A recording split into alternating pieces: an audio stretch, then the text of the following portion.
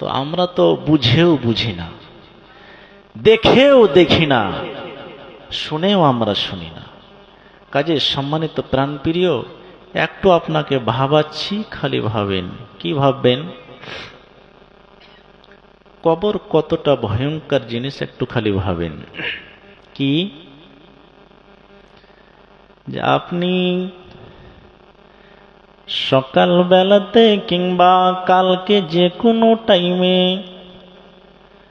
আপনি কবরস্থানে যাবেন, আর যাওয়ার পরে যেইখানে 3 মাসের একটা টাটকা কবর আছে আর একটা 2 বছর 3 বছরের কবর আছে, আপনি ওই কবরটার দিকে তাকান আর বলেন, আহারে এই কবরটা চুপসে গেছে, মাটিগুলো ভুসড়ে গেছে, যে মানুষটার উপরে মাটিগুলো চাপানো আছে সেই লোকটা একদিন নেতা ছিল, একদিন বড় বাহাদুরি ছিল, কিন্তু কবর কোনো নেতা কেউ চিনে না, কোনো বাহাদুর কেউ চিনে না, কোনো ধনবালা কেউ চিনে না, কোনো পয়সাওয়ালা কেউ চিনে না।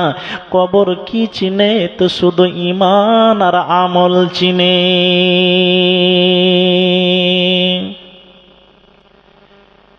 কিছুই চিনে না কবর, শুধু ঈমান আর আমল।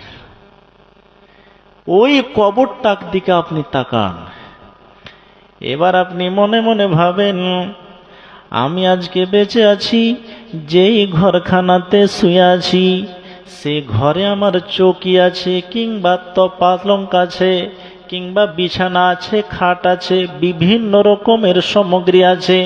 রাতে যখন আপনি ঘুমাতে যান মশারি টাঙিয়ে দেন কিংবা পাংখা চালু করে দেন, কিন্তু একবার ভাবেন তো দেখি, আহারে ওই ঘরটাতে কোনো বিছানা নাই, কোনো এসি নাই, কোনো পাংখা নাই, কিছু নাই, কোনো মশারি নাই, কিছু নাই।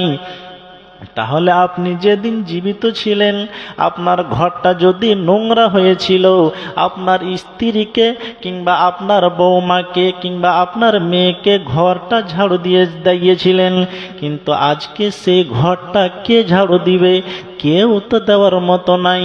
ওই ঘরটার কথা যদি একবার করে দিনে ভাবেন তাহলে অনেক আপনার লাভ হবে।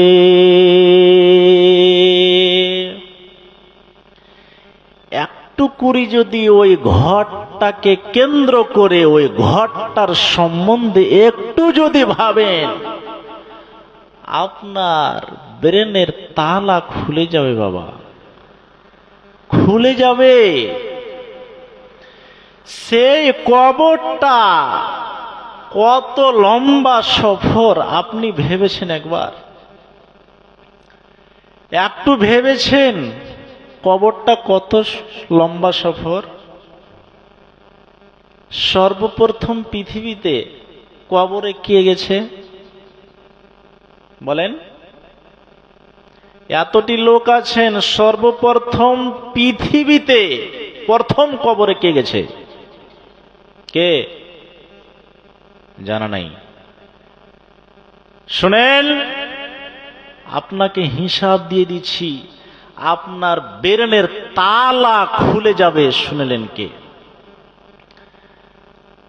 আদমের বেটা হযরতে হাবিল, তিনি সর্বপ্রথম কবরে গেছেন, তার আগে কেউ কবরে যায়নি। কতদিন হলো? অঙ্ক করেন, কতদিন হলো? তো আদম থেকে নিয়ে হযরতে ইব্রাহিম আলাইহিস সালাতু ওয়াস সালাম পর্যন্ত দুনিয়ার বয়স হলো ৪৫০০ বছর। এবং হযরতে ইব্রাহিম আলাইহিস সালাতু ওয়াস সালাম থেকে নিয়ে আজ পর্যন্ত নবী মুহাম্মদ সাল্লাল্লাহু আলাইহি ওয়াসাল্লাম পর্যন্ত দুনিয়ার বয়স হলো আরো ৪৫০০ বছর। তো ৪৫০০ আর ৪৫০ কত হলো? ৯০০০ বছর হলো। এবং নবী মুহাম্মদ মুস্তাফা সাল্লাল্লাহু আলাইহি ওয়াসাল্লাম থেকে নিয়ে আজ পর্যন্ত কম বেশ ১,৫০০ বছর হলো। টোটাল কত হলো? তো ১০,০০০ বছর হলো। আপনি চিন্তা করুন তো রে বাবা, ১০,৫০০ বছর হলো কার যাওয়া? হাবিলের যাওয়া। আজ পর্যন্ত আসার কোনো খবর নাই।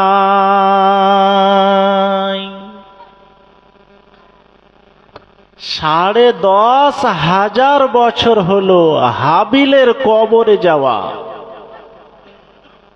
এখন পর্যন্ত এসেছে বাপ? আসবে? আসবে না। দেখেন সফরটা কত লম্বা সফর। এবার ওই কবর থেকে উঠে আপনাকে হাসরের মাঠ যেতে হবে। কেমন হয়ে যাবেন? রাসূল বলছেন, ইহুশারুন নাস ইয়াউমাল কিয়ামাতি হুফাতান উরাতান গুরলা। কিয়ামতের দিন সমস্ত মানুষগুলিকে হাসরের মাঠে দৌড়াতে হবে। কেমন হয়ে দৌড়াবেন? খালি পায়ে। আপনার পায়ে কোনো চপ্পল থাকবে না, আপনার পায়ে কোনো জুতা থাকবে না, আপনার শরীরে ১ ইঞ্চি কাপড় থাকবে না, আপনার খাতনা করা থাকবে না। খাতনাবিহীন অবস্থায় আপনাকে দৌড় লাগাতে হবে। এবং নাঙ্গা হয়ে, মানুষ যেরকম মায়ের পেট থেকে আসে দুনিয়াতে, তো কেমন হয়ে আসে? খাতনাবিহীন অবস্থায় আসে। সেই রকমই আপনাকে খাতনাবিহীন অবস্থায় খালি পায়ে, শরীরে কোনো কাপড় থাকবে না, সবাইকেই দৌড় লাগাতে হবে। দৌড়াও দৌড়াও দৌড়াও দৌড়াও। কত দূর পর্যন্ত দৌড়াও? তো হাসরের মাঠ পর্যন্ত দৌড়াও।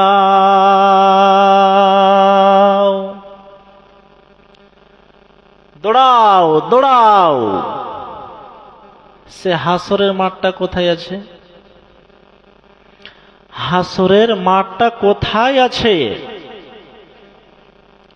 রাসূল বলছেন, সিরিয়ার এলাকা প্যালেস্টাইন শহরে, সেই জায়গাতে আল্লাহ পাকের রাসূল বলেছেন সেখানেই হাসরের মাঠ হবে। সেই জায়গাটা কত দূর তা আপনি একটু শুনেলেন।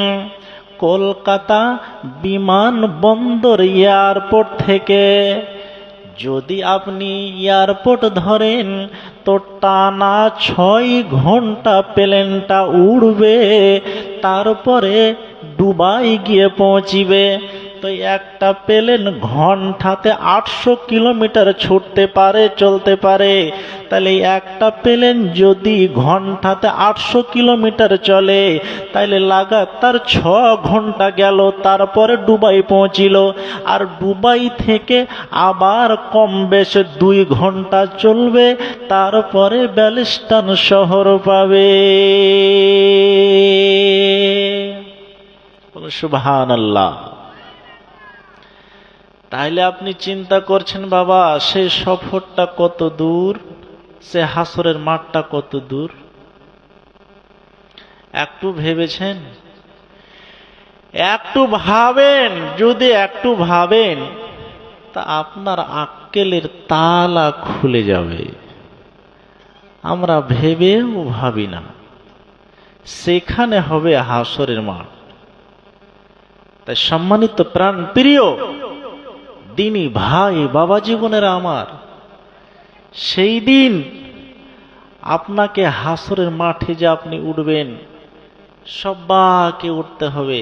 আপনি উঠবেন, আপনার বাবা উঠবে, আপনার মা উঠবে, আপনার দাদা উঠবে, সবাইকে উঠে খালি পায়ে নাঙ্গা হয়ে খাতনাবিহীন অবস্থায় আমাদেরকে দৌড় লাগাতে হবে। তাই প্রাণপ্রিয় দিনী ভাই বাবা জীবনের আমার, একটু ভাবার চিন্তা করুন। যখন আপনার সামনে মরণ মরণ মরণ আসবে, মালাকুল মউত আসার পূর্বে আপনাকে আল্লাহ রাব্বুল আলামিন আগে মৃত্যু যন্ত্রণা দিবেন। কি দিবে? মৃত্যু যন্ত্রণা মালাকুল মউত আসার পূর্বে। আর এই যন্ত্রণাটা সবাই অনুভব করবে। আল্লাহওয়ালা, দিনদার, পরেজগার, মুত্তাকি, গায়ের মুসলমান, মুসলমান সবাই, কিন্তু অনুভূতিটা আলাদা। যন্ত্রণাটা একই, কিন্তু অনুভূতিটা আলাদা। অনুভূতিটা আলাদা। যেমন যদি আল্লাহওয়ালা নেককার লোক হয় তো তার রুহু কিন্তু আনন্দিত হয়ে বলে, আমাকে সেই রবের কাছে যেতে হবে, সেই বন্ধুর মোলাকাতে আমাকে যেতে হবে। বলুন সুবহানাল্লাহ। আর যেটা খাবিস সেটা কিন্তু বের হতে চাইবে না। মালাকুল মউত দূর থেকে ওই খালি ইশারা করবে, ছাট্টা মারবে, খালি ভয়ে যেখানে সেখানে লুকাতে চাইবে, কিন্তু লুকিয়ে কি পার হবে? পার হবে না বাপ। এই মরণ বারবার আসে কি? আসে না। বারবার আসে না। মাথা ব্যথা বারবার হয়, জ্বর বারবার হয়, মাসে দুবারও হয়, বছরে 4 বারও হয়, সর্দি কাশি বছরে 2 বার 3 বার অনেকবার হয়, কিন্তু ওষুধ খেয়ে নি সেরে যাই। মাথা ব্যথার ওষুধ খেয়ে নি সেরে যাই, জ্বরের ট্যাবলেট খেয়ে নি কিংবা ইঞ্জেকশন করে নি সেরে যাই। কিন্তু এই মরণ বাবা প্রত্যেক দিন আসে না, বছরে 1 বার আসে না, বছরে 2 বার আসে না। যখন আসে একেবারে শেষ করে নিয়ে চলে যাই। মরণ বারবার আসে না। তাহলে আপনি চিন্তা করেন বাবা, আমরাকে সবাই মরতেই হবে। তাই কবি কি বলছেন? মরণ আমায় ডাক দিয়েছে, যেতেই হবে ভাই। মরণ আমায় ডাক দিয়েছে, যেতেই হবে ভাই। পরকালে দেখা হবে, এখন তবে যাই। মরণ আমায় ডাক দিয়েছে, যেতেই হবে ভাই। মরণ আমায় ডাক দিয়েছে, যেতেই হবে ভাই। যে ডাকের সাড়াই আমায় দিতেই হবে,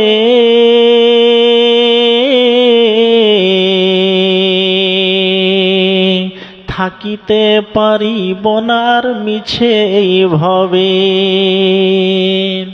যে ডাকের সাড়াই আমায় দিতেই হবে, থাকিতে পারিব না আর মিছে এইভাবে। ভাবিনি অসময়ে ডাকিবে আমায়, ভাবিনি অসময়ে ডাকিবে আমায়। করিনি ঈমান আমল কি হবে ও ভাই। তওবা করার সময়টুকু এখন আমার নাই, তওবা করার সময়টুকু এখন আমার নাই। মরণ আমায় ডাক দিয়েছে, যেতেই হবে ভাই। মরণ আমায় ডাক দিয়েছে, যেতেই হবে ভাই। পাড়া পড়োশি ভাই বোন আর ঘরের সুন্দর বিবি, কিছুদিন পর ভুলে যাবে যতই আপন ভাবি। পাড়া পড়োশি ভাই বোন আর ঘরের সুন্দর বিবি, কিছুদিন পর ভুলেই যাবে যতই আপন ভাবি। রেখে যাওয়া সম্পদটুকু, রেখে যাওয়া সম্পদটুকু নিয়ে যাবে লুট করে। আমি পাপী পড়ে রব অন্ধকার কবরে। এই দুনিয়া কারো জন্য আসে চিরতে নয়, এই দুনিয়া কারো জন্য চিরস্থায়ী নয়। মরণ আমায় ডাক দিয়েছে যেতেই হবে ভাই, মরণ আমায় ডাক দিয়েছে যেতেই হবে ভাই।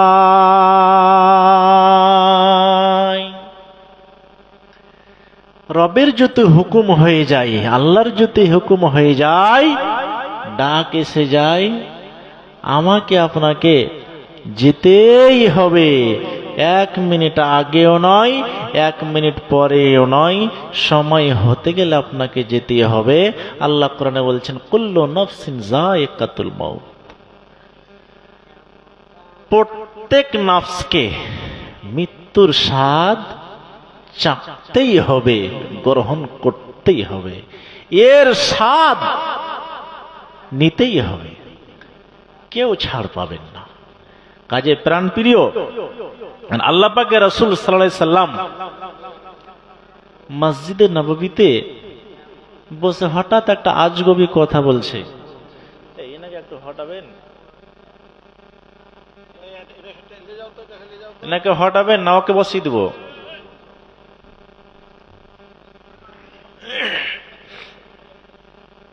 কি বলছেন? তো বলছেন উদিত্ত আন্নি রাইতো ইখওয়ানি, আমার মনটা চাইছে ওই ভাই কটাকে একবার দেখার জন্য। আমার মনটা আকুলি বিকলি করছে, আমার মনটা ছটপট ছটপট করছে। কোন ভাইগুলোকে দেখার জন্য? সাহাবীরা বলছেন কাকে দেখার জন্য আপনার মনটা ছটপট করছে? আমরা কি আপনার ভাই নই?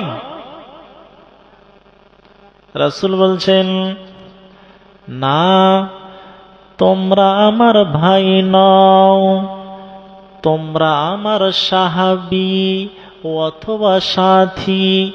আমি তোমাদের কথা বলিনি, আমি বলেছি কাদের কথা? তো শুনে নাও কাদের কথা বলছেন। তো হুমুল্লাযীনা আমানু বি ওয়া লাম ইয়ারাউনি, আমি দেখিনি